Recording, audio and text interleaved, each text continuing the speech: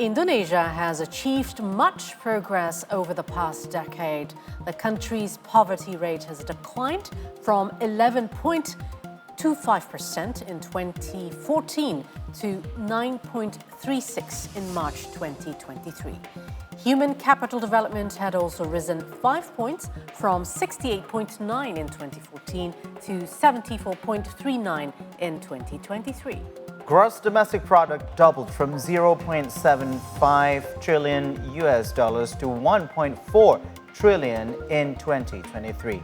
In that period, Indonesia has contributed about 10% to the global economy. Despite all the achievements, there are also issues that must be resolved in respect to the 2025 development plan, which is the synchronization between the central and the regional governments.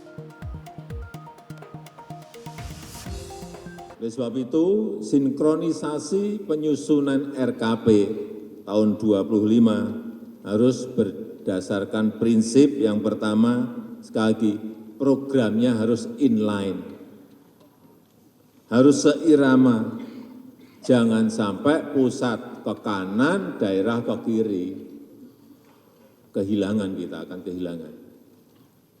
Semuanya harus inline, semuanya harus seirama.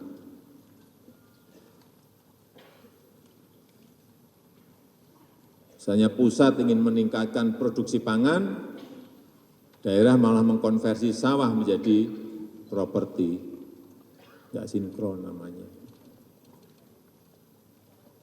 Yang kedua, jadi yang pertama tadi program harus inline, kemudian yang kedua, program harus berorientasi hasil.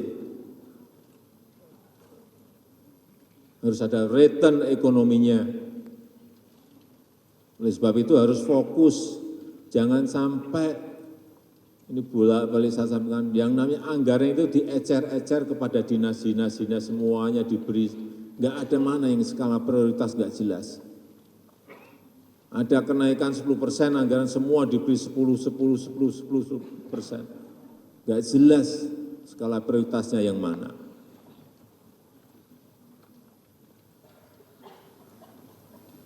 Jangan sampai anggaran